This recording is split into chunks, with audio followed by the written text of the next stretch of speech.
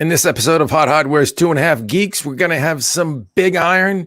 We're going to be getting shredded and ripped, and we're going to launch rockets and stuff. Next.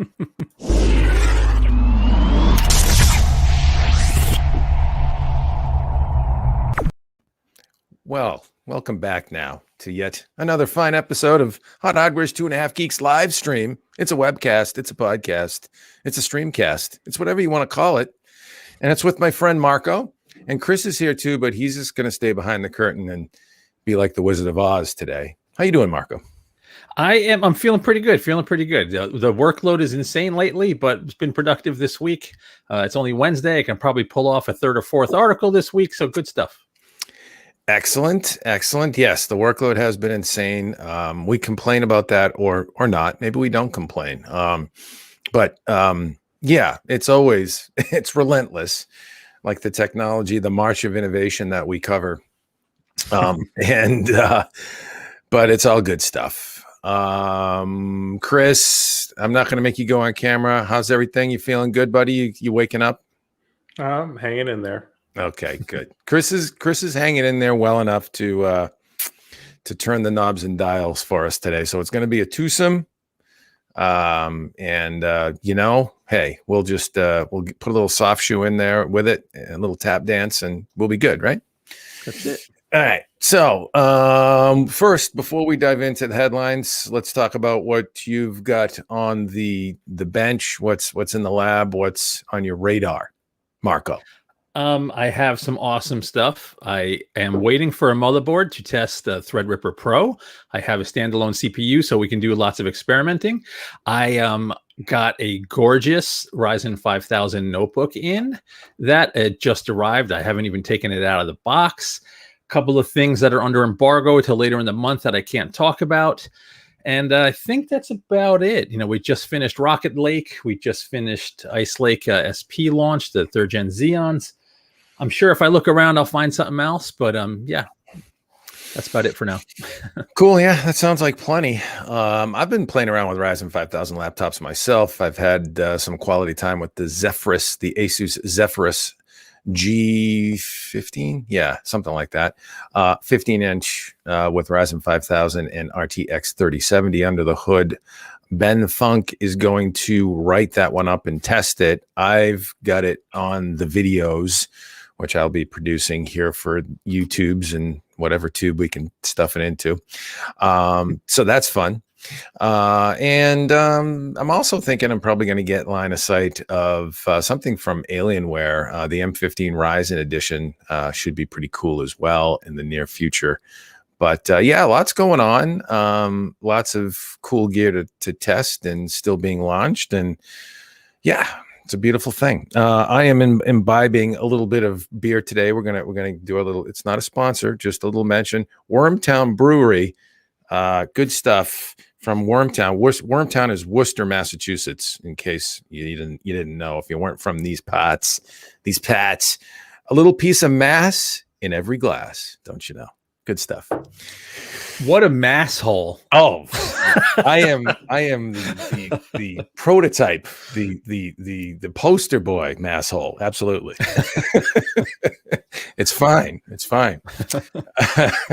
Oh, look at this. George Miller with a little need a break from the Biden Pelosi AOC. Let's add that. Thanks, Chris.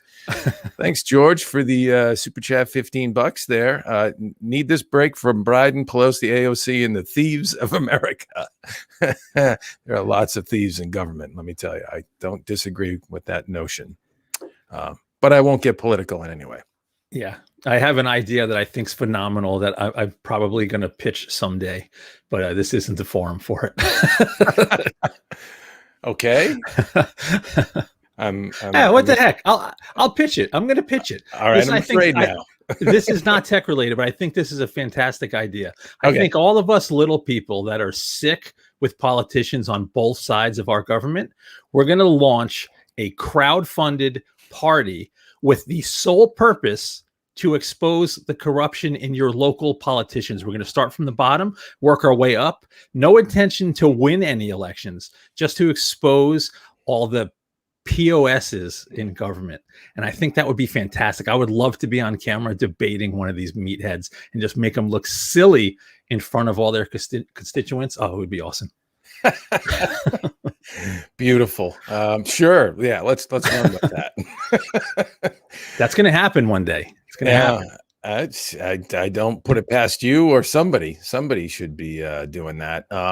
And actually, sort of on that, and we should toss a shout out. Let me see if I can pull this up. We should toss a shout out to Louis Rossman, who had. Let me see if I can find the link. Come on, Dave. Where is it, baby? Yeah, we should be supporting that guy. Marco says we're going to toss this link into the chat. Chris, I don't know if you can. Oh, that's not the link I want to do. Hang on one second. It's Hangouts active. Wow, Francois, thank you. Holy moly. Oh, you toss a little Francois. Thanks, buddy. Thanks for the tip. Hey, so I'm tossing this in there, Chris. If you could feature this, I don't think it's going to be clickable. But this is a little something from Louis Rossman, who is a great guy. If you're not familiar with him, his YouTube channel, he repairs generally a lot of Apple products for people that are sick of getting screwed over by the Genius Bar and Apple's not unwillingness to repair products. But he has started a right to repair petition and fund $6 million goal. And he's the real deal. He's a good guy, and he's got a lot of momentum behind him. He's got a ton of followers on his YouTube channel. The right to repair. You should be able to choose who repairs your own device that you own, and I like that. That sounds good to me. Marco, you want to add something in here? Yeah, so like, I watch Louis often because, he's a little gruff, but he's a really smart guy. And he's gotten so successful that, recently he talked about he's going to take 2 years. His business is running well with his employees. So he's going to take 2 years to go around the country and give everything he can to push the right to repair. And, that takes huge cojones. I love that he's doing that. And, another thing that I think all of us in the tech press need to consider is some of the companies that we cover have fought against right to repair. And I think that's horrible. And if I buy a product and I have the ability to fix something cheaply and easily, and it doesn't hurt anybody, and it's my device, I should be able to do that. And for them to argue against that using some BS arguments about privacy or what have you, it's crap. So I love that Louis is doing this, and I wish him the best. And I hope as many people as possible support him. Amen. Yeah, good stuff. Chris, I don't know if you can zoom in a little bit on that, but no big deal. That's the page. Thanks, Chris. That's Louis himself. And yes, an absolute, really good cause to support if you're inclined. Toss in a donation there and keep him on track to do his thing. Because these folks telling you that you can't repair your machine that you bought with your hard-earned money that you own outright in some other facility is just total crapola. So thanks, Louis. Thanks for fighting the good fight. We love it. Yeah, man. Good stuff. All right, cool. Let's move on real quick and burn through some of the top headlines in news, and then we'll get to the meaty stuff. The big reviews and unveilings of the week, actually a couple of weeks, because we've been tardy or we missed an episode because we got too busy. HP Spectre X360 2021 review, a gem cut beauty of a laptop. I'll toss the link in the chat. Interesting machine for sure. Tiger Lake under the hood. Well adorned, really cool industrial design with some beveled edges. Let me see if I can. Chris, did you want to share it, or why don't you do the sharing of the content? Thanks, buddy, and we'll do the talking because he's got the knobs and dials. There it is, right there. And as you can see, cool little beveled corners on the backside. Just a nice little subtle accent. Nice thin bezel display. Aluminum clad machine. Tiger Lake under the hood. Nice machine. We really liked it a lot. Pretty solid battery life and good performance all around. Thoughts on that, Marco? Yeah, really nice machine. So HP, I think, has done a great job with the industrial design the last few years. I love the modern logo. I like their keyboards. I love all the features. I would love for them to do a machine like this, like leather clad, would be freaking gorgeous. But in terms of performance, this machine was like surprisingly nice. The memory was only in single channel, but it didn't really hold it back. And throughout the benchmarks, it was pretty strong. And battery life wasn't class leading, but still pretty good for that like super thin, beautiful form factor. Really nice machine. If you're looking for a high performance small machine, like this is right in my wheelhouse. Definitely an option to consider. Yeah, almost 7 hours of battery life. It was kind of middle of the pack in terms of battery life.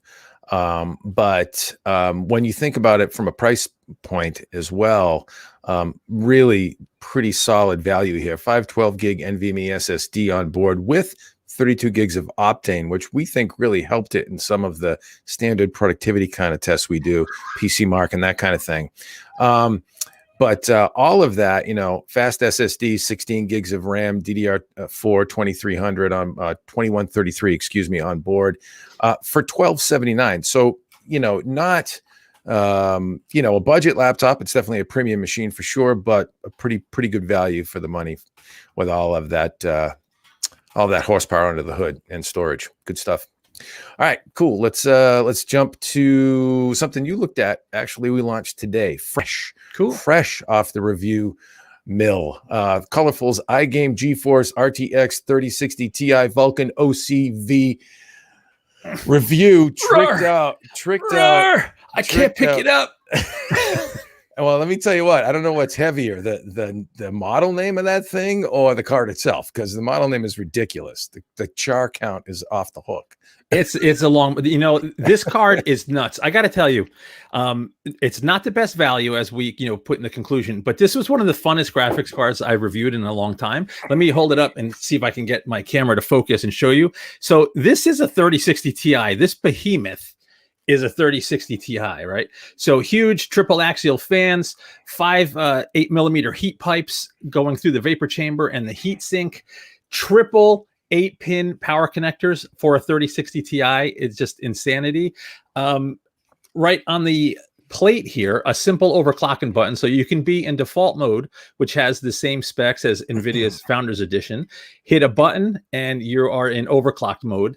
And now the really cool feature is this little guy here. This is an LCD screen that you can program with JPEGs or, you know, JPEGs, hardware health data, or animated GIFs, and you can have it down or up. So if the card is mounted horizontal or vertical, in your case with a window, you can see it either way. So everything about the card was awesome, except for the form factor. Like it's big for a 3060 Ti. Like if you don't mind a triple slot card, then like if that doesn't bother you, you get a super quiet cooler. Card runs super cool, overclocked to 2.1 gigahertz. I hit only 70C. It was the fastest 3060 Ti I've tested. You have addressable RGB lighting. You have the cooled LCD. You have one-touch overclocking. It is really like, except for the physical size, there's no compromises. The problem, though, is all of that goodness bumped up the MSRP $200. So I know prices are off the charts right now. We're going to talk MSRPs, but a 3060 Ti typical MSRP is $399.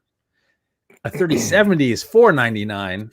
And this card's $599 MSRP, and it's a little slower than a 3070. So like you have to really want the features to want this card, but man, it's really cool. Yeah, it's a cool card for sure.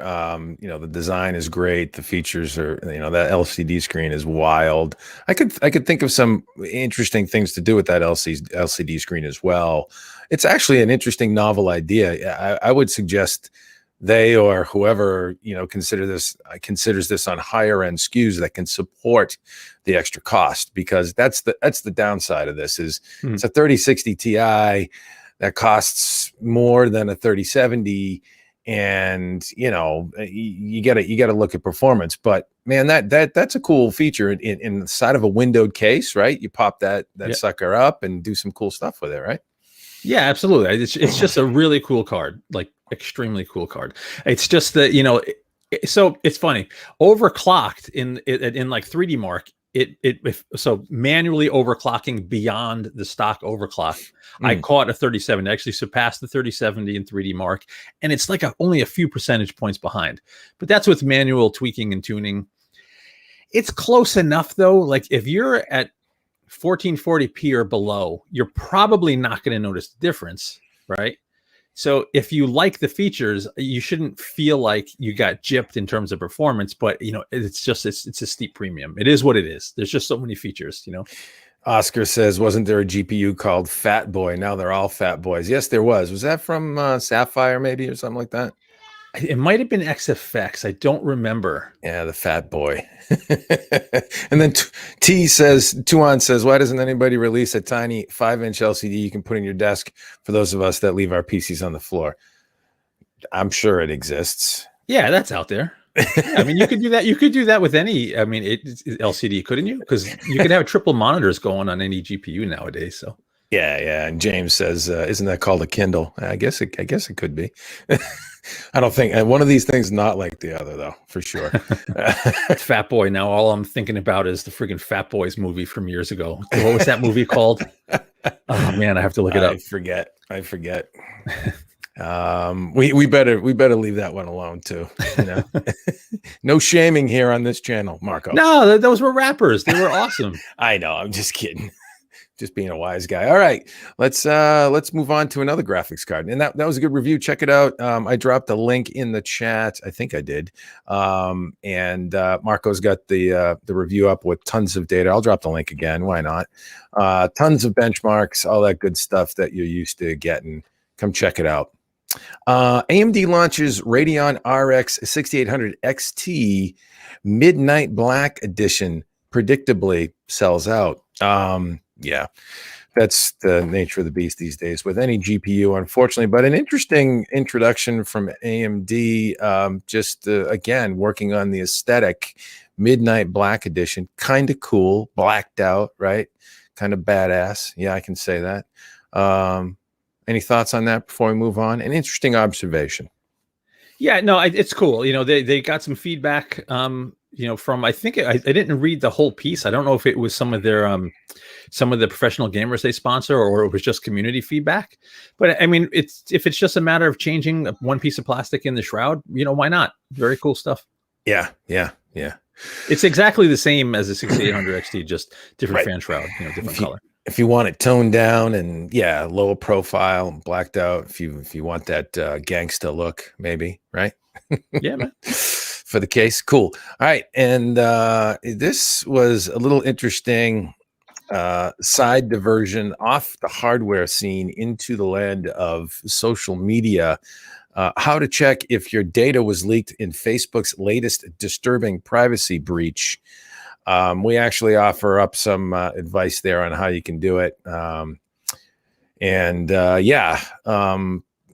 not sure if you folks are aware, but back in 2019, there was that massive 500 million people that, their data was compromised. It was stolen. It was out in the wild and now is beginning to be reactivated or being taken advantage of, exposed. And so Facebook has gone on damage control and, as usual, sounding rather tone deaf. But there are ways in which you can, defending themselves, I should say, saying this was old news. It was something that happened back in 2019. Well, yeah, now the data is actually getting out, and here's where the pain starts. Facebook, anyways. We give you some advice. Now you can search at Have I Been Pwned, PWNED, for phone numbers in the Facebook data. Here's why and how it works. And so check that out. That article will give you some information if you would like to find out how much you've been pwned by Facebook's security failures. That's actually a good service. I've had, years ago using similar passwords for different accounts and have had accounts that were hacked, and the passwords associated with my name, Have I Been Pwned will send you an alert if your name pops up in one of the hacks. So it's a pretty cool service. We should probably, can I just burn through a couple of quick comments and questions? Yeah, do it. Oscar, yes, it was disorderlies. Thank you. Gregor asking our opinion of Zotac GPUs. I actually have had very good luck with Zotac GPUs. Tuan in the chat actually used to work for Zotac. I still have 9 series cards, factory overclock cards that work no problem, big burly monsters. So yeah, I've had no issues with Zotac. I'd have no problem recommending Zotac. What else did I miss? Farce book, that's correct. I think that's it. I think that's all we missed so far. Yeah, what did Oscar say? If you're getting offers, let me see if I can show this again. If you're getting offers for extended car warranties for a car you no longer own, it's probably linked. And I've had that happen. Absolutely. But anyways, yeah, fun, good stuff in the land of data breaches. Security is the new frontier. I mean, there's going to be a ton of investment in that. We've talked with a number of major silicon partners, major cloud platform partners, major software partners that, I mean, man, security is just getting baked in at the hardware level, at the firmware level, all over the place these days. And, if you are the innovator type, the inventor type that can, develop better security technologies, you can write a golden ticket, man, because we're just getting more connected every day. The problem is the most common flaw is the human element, though. Like if your data is on Facebook, there's possibility of a bot account friending you. You fall for it. They clone some of your friends' pictures. Perhaps for an instant, stuff that you post is not just for friends and it's open to public. If you're putting something on Facebook, assume it's going to be out there. That's the only thing you could do. That's it. All right. And let's move on to one more thing before we get to the meat. Alienware's M15 Ryzen Edition R5 laptop pairs Zen 3 with RTX 30 and a buttery 360 hertz display. Boy, I tell you, Chris, if you could put that bad boy up on the screen, I would appreciate it. I'm not sure what I like more about this machine. Certainly the specs. Just added to the stream. Thanks, buddy. Certainly the specs. Are great. I mean, you've got Ryzen 5000 series. I think they got a 5900 HS in there and an RTX 3070, I think 3080 as well. One of the things we've discovered with Alienware machines, specifically the R4, is that they do a real good job about enabling GeForce RTX GPUs full fat on the mobile side. So in other words, the highly dynamic power envelope that's available in Ampere mobile GPUs, configurations, they tend to go full fat on the mobile side from a power standpoint. But the design is really what I'm liking. Some subtle changes to the design, beautiful looking machine.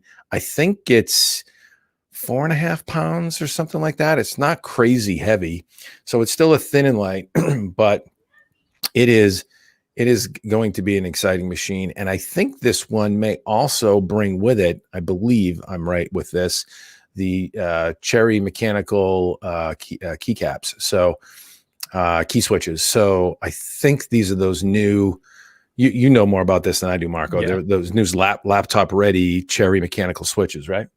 Right. It's not the typical Cherry MX design, but Right. Dell did work with Cherry to develop a 1.8 millimeter throw mechanical switch for the machines. And I haven't tried it yet, but I'm hearing really good things. Yeah, man. Yeah. And they're mechanical and you have that tactile bump in there. You can see there's a collapsing mechanism. If you've seen, I'm trying to remember which laptop came out with it first from Dell that they announced. I want to say it was a G series.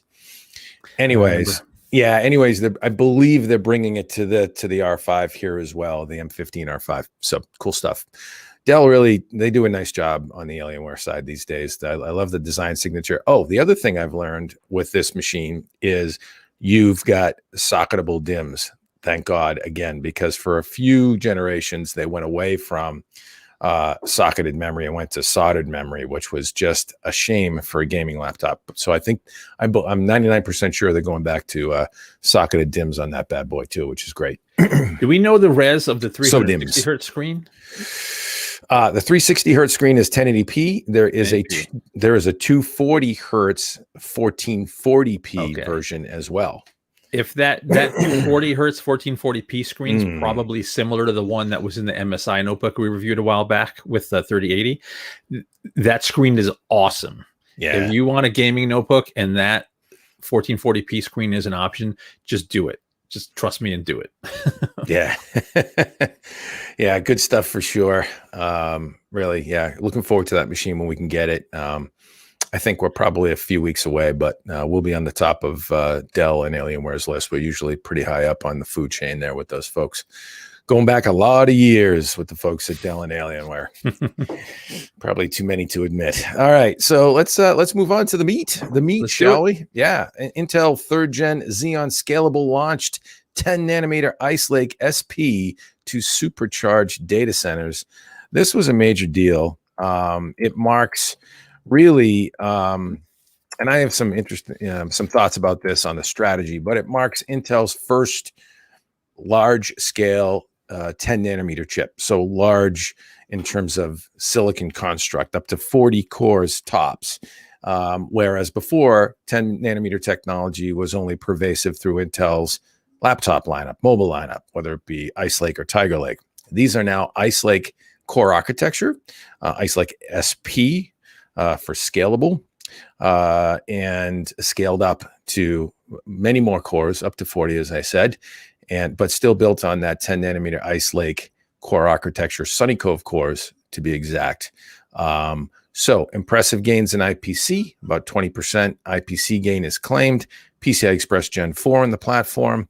What else? 8-channel memory, beefed up all the speeds and feeds and core counts per socket, going to be much more competitive with EPYC processors, AMD's EPYC 7003 series, which scales up to 64 cores per socket. I think that was the one area where Intel was really lagging, was obviously core density per socket. But impressive stuff. You have to give Intel credit where it's due, getting to market with a high-end product in 10 nanometer finally.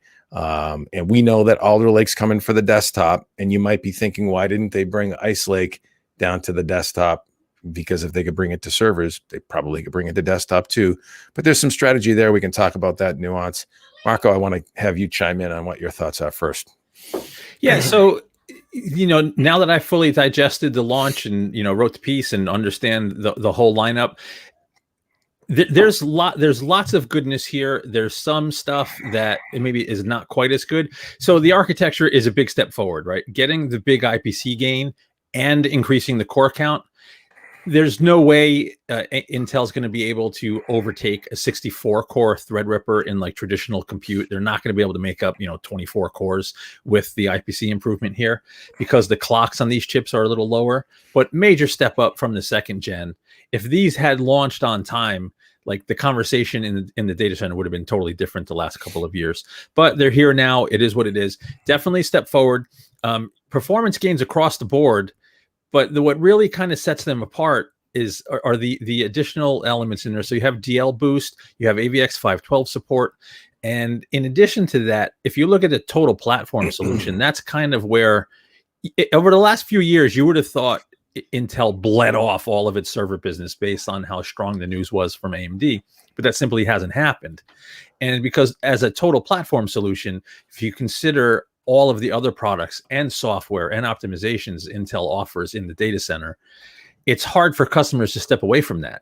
They're just such a big company with so many resources.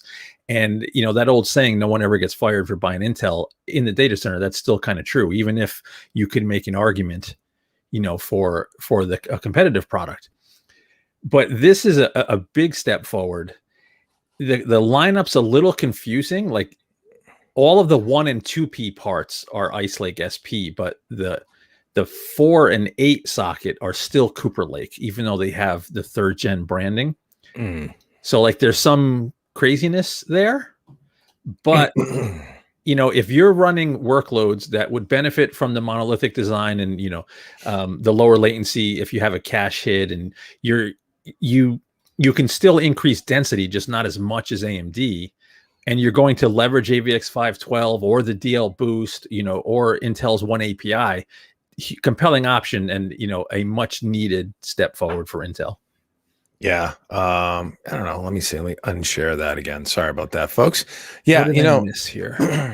There's lots of stuff in the chat. We'll get to that.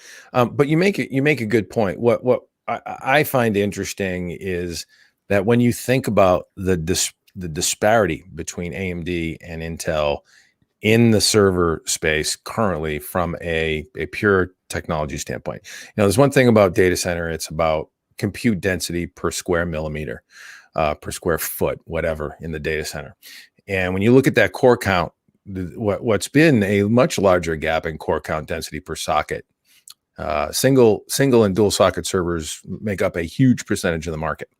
But when you look at that, you wonder why, when Intel was limited to 28 cores and AMD had 64 cores in a socket, it was just crazy disparity. And the reason is twofold. Obviously, server, data center design win gestation periods are longer. It takes longer for IT managers and folks that data center mission critical applications to qualify and validate new server platforms. But also, as you mentioned, Marco, Intel's server business and the hold they have on that is really sticky, and it's because they enable a lot of different platform technologies. There's a solution cell, whether you talk about NICs, FPGAs, specialty accelerators, or the software stack and the optimizations they do in partnership with customers, with server customers, and with cloud, service providers. So really, it's a testament to how well Intel services that industry. That AMD hasn't been able to chip off as quickly. They are taking market share, but just not as quick as you might think when you think of a more than 2-to-1, historically core density advantage. I mean, you would have think it would have been a no-brainer, but not really, not in the data center. And this closes that gap nicely, or much more, and allows Intel to stay entrenched. So, yeah. So it's going to be, there were some workloads, if you're leveraging the AVX 512 or DL Boost, Intel showed a bunch of benchmarks where it beats, it overcomes its core count deficit and beats EPYC, in a 2P configuration. Lots of folks, like right now, that's not realistic because people haven't ported software, and whether or not customers do it is another question. But the potential is there. You have the new, there's new crypto acceleration built in as well. I think the slide is actually up on the screen now, showing, many times performance increases over previous gen stuff. So in terms of, diehard Intel customers upgrading, it's a massive upgrade in performance and density. If you have something that's just a few years old, if you're 5 years old, I think it was something like 2.65 performance increase on average. Sometimes it's higher. So yeah, it's great that Intel was able to pull this off with a massive 10 nanometer product. We now know that they can make big 10 nanometer chips. The reason it's not in the desktop is probably a question of capacity right now and waiting for Alder Lake. But yeah, this is good stuff. Now, does it level the playing field in a core count basis? No, but in other ways it does. So, good news. I had to pull George Miller's comment in, and they're both handsome, strong. They're both handsome, strong men. Is he talking about us? Oh my God! I got an aneurysm. I feel bad. I know. We got him brainwashed somehow. No, there was some commentary, and this is an interesting observation. Sidebar here, real quick sidebar. If YouTube decides to serve you up low bandwidth, low resolution video, go to the little configuration dial and dial it up to 1080p. We do stream in 1080p, but sometimes YouTube, based on your bandwidth or what it decides it wants to limit you by, will drop you down to as little as 240p, which is what Ben's son was dealing with. So there, just if you're on a mobile device, I think it's a bug in the YouTube app. If I rotate my phone, sometimes it'll drop to 144p. Yeah, for no reason. Yeah, yeah. And then George stuck up for us and said, looking sharp at 1080p, and we're both handsome and strong. Hey, tell more folks that, George. Go with that, buddy. Checks in the mail, brother. Exactly. Good stuff. Well, yeah, interesting stuff. I mean, again, what I find interesting is the strategy here with Intel. You could think, obviously, if they can build a 40-core, 10 nanometer 40-core Ice Lake based server chip, they could build something with 12 cores or 16 cores in the desktop, right? Maybe it's a 20-core desktop chip, Ice Lake. But I think the strategy here was obviously in mobile and in server. I think it's higher margin business for them. Number one, they have a much stronger hold on the mobile space, and certainly server is much higher profit margin. So, it makes sense if you have to pick a couple of horses because you only have so much capacity in this 10 nanometer process. That's what you go forth with. I think Alder Lake and, making that bet on a complete new design in 10 nanometer SuperFin, an optimized 10 nanometer process, I think is probably the right strategy as well. It's just going to take us a little bit longer to get there on the desktop later this year. Marco, thoughts on that? And then we'll move on. Yeah, no, I agree. With the standard 10 nanometer process, they probably couldn't get clocks high enough as well. So why not go for the high margin play and wait for SuperFin to mature and have the capacity for a 10 nanometer SuperFin, and that's basically what's going to happen. Yeah, man. So we'll have to see what goes on. In the meantime, what Intel has offered desktop enthusiasts is the Rocket Lake S series Core i9 11900K and Core i5 11600K review Rocket Lake S liftoff. I'm going to drop this link in the chat, Marco. You were kicking the tires and lighting the fires on those. Man, there's some serious consideration to make here. There are lots of tea leaves to sift through, so to speak. But first, the beautiful photography is unbelievable. Oh, yeah, look at this. You're like a Rembrandt. You're a Van Gogh. Look at the artistic nature of that hero image. Just unbelievable. It's scream. But you should have a cape on it. It's such a hero. Yeah. Jeez. Go ahead. So Rocket Lake S it's funny, man. People flipped their lids over some of the early reviews, and some folks were really harsh on the 11900K. And I could see why, it's confusing because people really, really attacked the 11900K, and it's understandable on some levels, but it's not the entire lineup that you should sleep on, right? Because the Core i5 11600K is really competitive, and it doesn't really suffer from the issues that the 900K does. So we should, the elephant in the room is to backport those 10 nanometer cores to 14 nanometer, right? They're high. There's a higher number of transistors per core. They had to reduce the total number of cores. So the 11900K is an 8-core CPU. The 10900K was a 10-core. To overcome that 2-core deficit in multi-threaded workloads, you'd have to push clocks through the roof, regardless of, the IPC increase wasn't high enough, to make up for that difference. And that results in many multi-threaded tests, the 11900K being slower than the 10th gen 10900K. Which is crazy. A problem. That's a problem. Right? That's a huge marketing problem. Yep. And it's slower at higher power. So it's obviously Intel really had to push the clocks and voltages to get the 11900K where it wanted, and that resulted in a less than desirable, power characteristics, and it's still not enough to overcome the 2-core deficit versus the previous gen. So that's a real problem. There is simply no getting around it.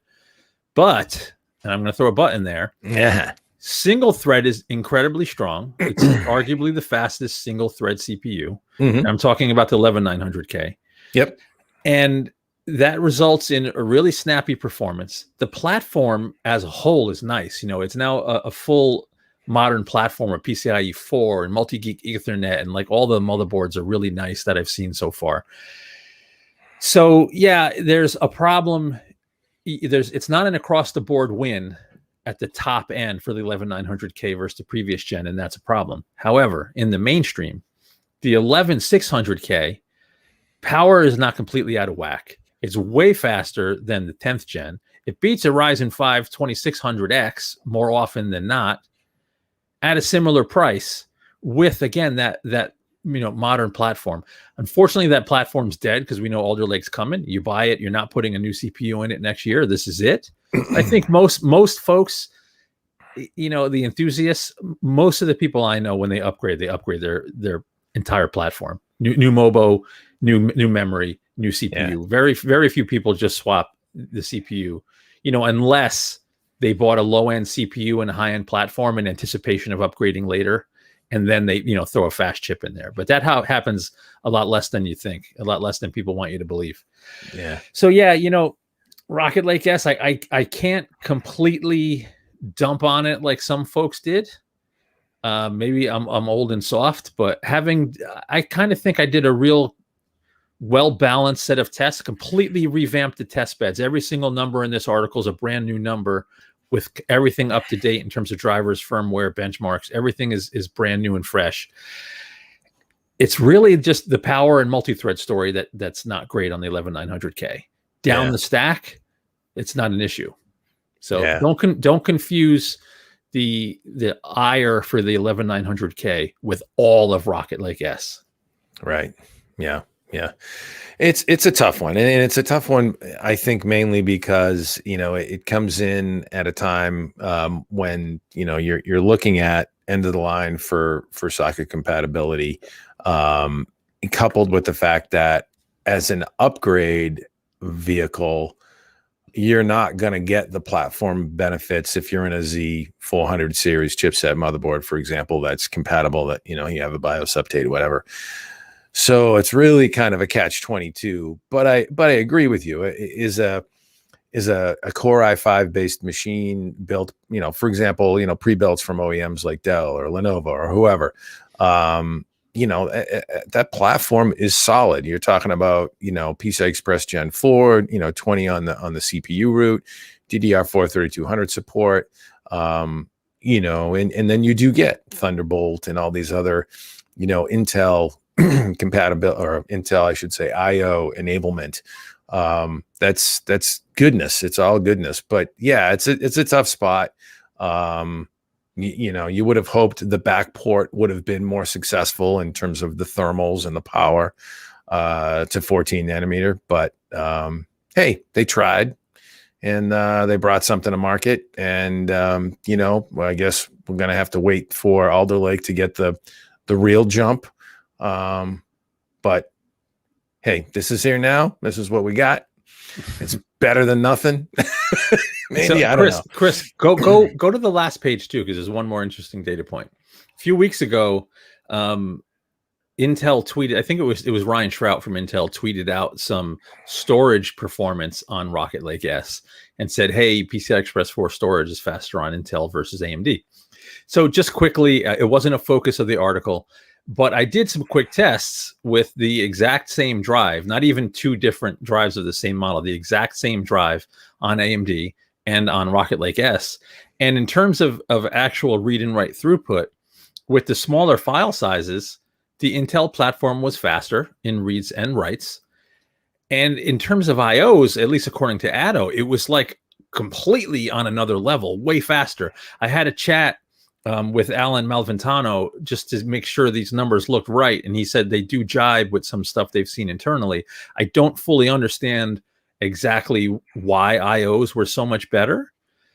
But yeah, like look at that. Look at the write throughput IOs. Like, and that doesn't really necessarily matter for consumer workloads because everything's at low Q depths, for consumer workloads.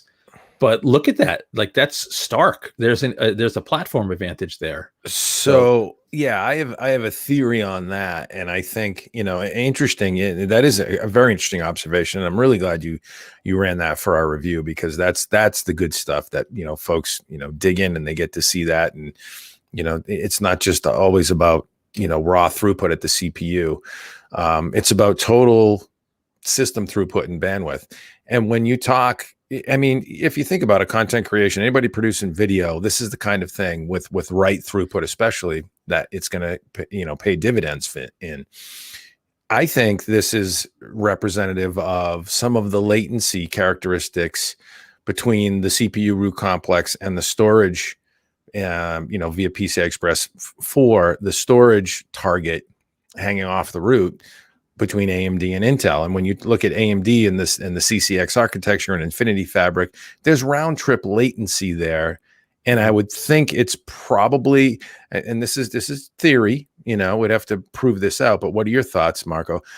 I think as the queue depths expand and the CPU gets, backed up with handling, IO requests, and the queue depths expand, that latency is better on Intel because it doesn't have to traverse CCXs and different, through Infinity Fabric to get to, a target block or whatever. I don't necessarily think it's because of the queue depth, because the ATO tests are at QD4, but I do think it's a artifact of the IO die and it not being monolithic like Intel. Yes. Yeah. Okay. I just don't understand exactly the issue. I didn't have a time to dig in, didn't have time to have a deep enough conversation, but I did want to run it just to see. I'm like, oh, well, they said it was faster. Let me see if that's true. And it was like, wow, I wasn't going to publish at first. I'm like, I had to check in and say, does this look Is right? that right? Like, yeah, it looks right. So it's real interesting. Yeah. No, absolutely. Good stuff for sure. And yeah, I know you make a good point. Monolithic is always lower latency than multi-chip module. And obviously that's what AMD's design is. It's multi-chip module. It's how they've been able to scale. It's how they've been able to keep costs down on some of the higher core count chips, like a 16 core chip, the 5950X, what have you. There's pros and cons. There's advantages to monolithic versus multi-chip module. I think chiplets probably more here to stay than monolithic, but anyways, that's another so story. we have Gregor Miller asking too hot. I wonder if if you're asking about Rocket Lake S, the 11600K, no. The 11900K can get toasty. So let me just jump to my overclocking numbers to refresh my memory here. I had, using adaptive boost, which basically automatically overclocks the chip. I wasn't able to achieve any really higher clocks manually overclocking versus adaptive boost with air cooling. So with adaptive boost, the 11900K, excuse me, I'm like burping up a storm over here. I saw I'm usually the one. Temps with a, it's not a crap cooler, but it's not a massive cooler. It's a Corsair H80i, I believe is the model. H80i liquid cooler, right? Dual 120 millimeter fans on there. Stock, it'll hit 89 degrees, 90 degrees under load consistently. So it's not a cool running chip. Like you need, good cooling on it. It's not completely insane, but it's not low. Now, what I find really interesting, like looking at the data provided by, Intel's XTU, packaged TDP, just a CPU of 238 watts for an 8-core chip out of a mainstream socket. Freaking crazy. So, yeah, like you need cooling. Like it's not crazy hot with a decent cooler, and I think anybody that would considering an enthusiast CPU is going to have a decent cooler. But yeah, man, like it's you have to manage it. If you manage it, it's fine. Yeah, I think it doesn't throttle until 100 C. So I wasn't even close to thermal throttling, but yeah, you have to manage the thermals with an 11900K. Mm-hmm. Yeah, anytime you get up towards a 100 C and package junction temperature of 100 C, that's getting a little too toasty for comfort. Yeah, like you'll notice that the limit was the power throttle. So tells you everything you need to know. Exactly.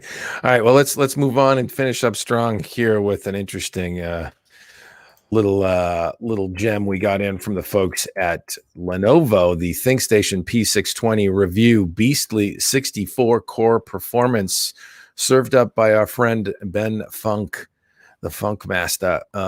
Boy, I tell you, decked out, loaded for bear, AMD Threadripper Pro, $39.95.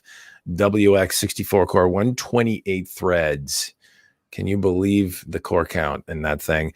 NVIDIA Quadro RTX 6024 gigs of GDDR6 on that graphics card, Pro graphics card, 512 gig PCI Express Gen. I think is it a 512? Yeah, it's I don't know if it's PCI Express Gen 4 NVMe SSD, but there is an NVMe SSD in there, 32 gigs of RAM, Marvell 10 gig Ethernet adapter. This thing ain't messing around. It ain't cheap. $12,000 is tested. Starts at 2,000 though. Yeah, and Lenovo, unfortunately, it could have done even better if they outfitted it with the 8-channel memory. Yeah. They only threw a couple sticks of RAM in there and kind of hobbled it a little bit. But even still, it rocked in the benchmarks. Like if you see the numbers, it was pretty strong. Now the thing to point out is that this is a Zen 2 Threadripper. So Threadripper Pro 3995 WX is Zen 2 architecture. Zen 3 we know is coming. Should be right around the corner. But yeah, this is the 64 core Zen 2 variant. And boy, I tell you, if you need the horsepower, look at that little push pull going on the cooler there. To me, I'm looking at that going, yeah, it's a little messy in there. What did you think about the design? There's a lot crammed into it. I mean, it's big iron stuff. What did you think about the design? I mean, it's not a boutique build. This is a workstation, right? This is targeting the pro workstation market, hence the Quadro, and that market is more about reliability and like industrial class parts, not pretty consumer class parts. Yeah, man. So yeah, I'm okay with it. It did get a little loud, not insanely loud to the point where Ben thought it was obtrusive. The one thing that I kind of made me twitch was the proprietary connector on the power supply. Like if you had dual redundant PSUs with proprietary connectors, fine, because if one goes, you have time to order it and replace it. But if the power supply goes in this, you're like screwed. You can't just run down to Best Buy and grab power supply. You have to order something from Lenovo. So that's the only thing that's a little squishy. But well, that and them not outfitting it with the full 8-channel memory complement. But other than that, I'm totally cool with the build. It actually looks pretty cool to me. The internal, you're not going to be looking at it. There's no window. So I like that black, honeycomb design on the chassis. Yeah, no, yeah, it's a cool looking machine, understated, certainly workstation professional type stuff. This is, if you're rendering major league, workloads, 3D rendering, if you're doing CAD design, that kind of thing, you can see the bar graphs there. It just rocks.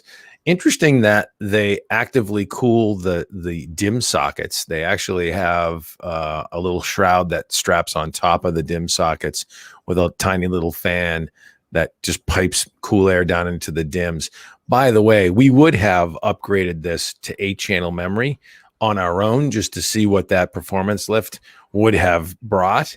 But one, we need to test stuff out of the box from the manufacturer without altering it. And two, they were registered DIMMs, and registered DIMMs are, they're not as common as regular old DIMMs. So we didn't have those lying around. That's server class stuff or workstation class stuff.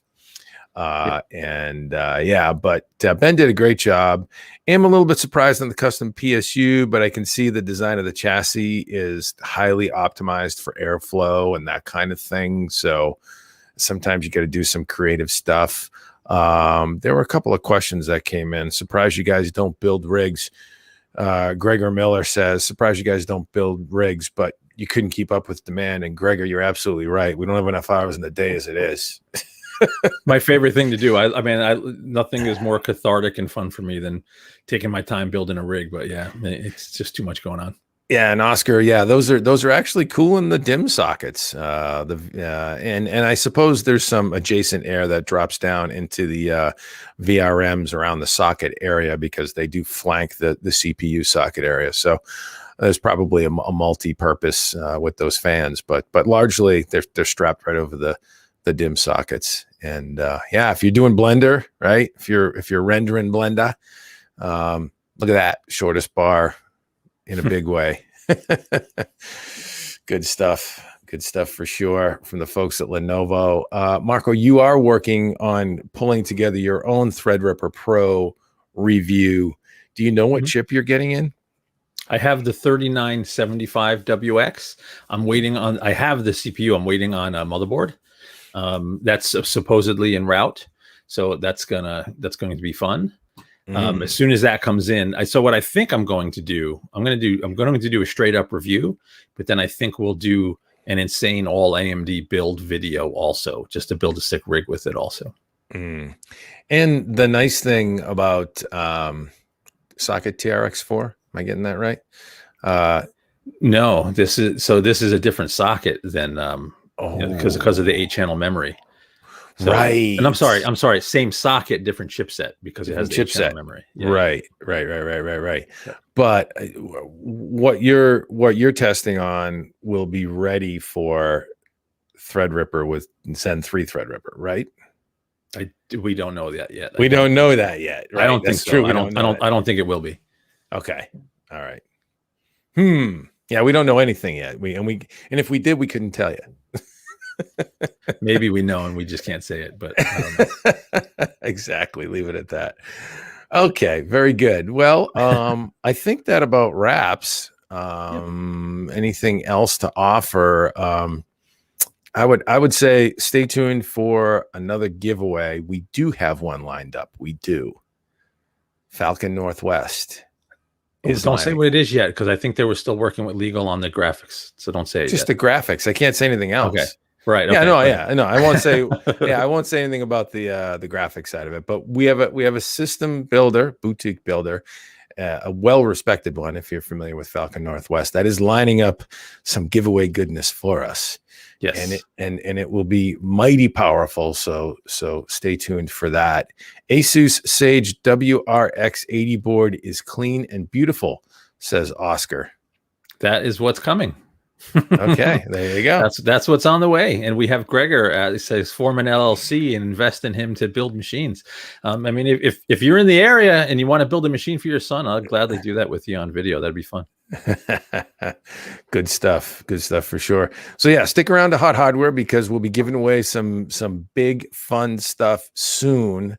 Big, expensive, powerful stuff soon. We give away thousands of dollars in systems a year, probably tens of thousands of dollars of systems a year, obviously. But yeah, stay tuned for that. That'll be coming around. Find us on the web at hothardware.com, twitter.com/hothardware, youtube.com/hothardwarevids, Hot Hardware Twitch. That's where you can find us on Twitch. We are now multi-streaming to Twitch as well.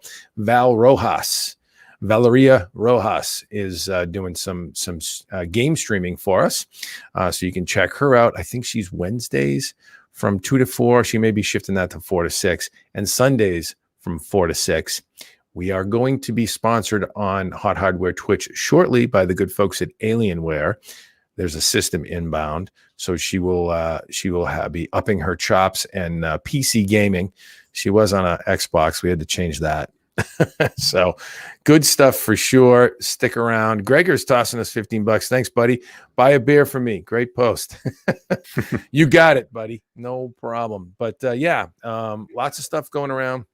And for Hot Hardware these days on the various channels, hit thumbs up, subscribe. Anything else to add, Marco, before I shut my mouth for the rest of the night?